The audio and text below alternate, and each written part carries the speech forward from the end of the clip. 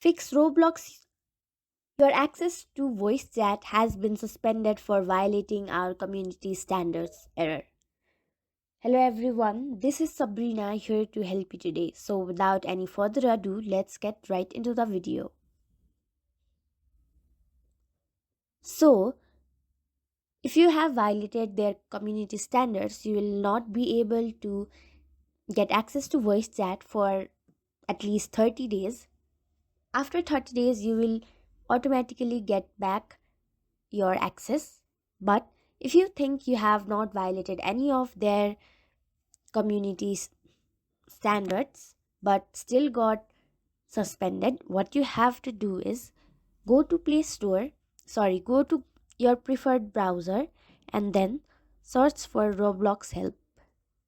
Go to Roblox help support center,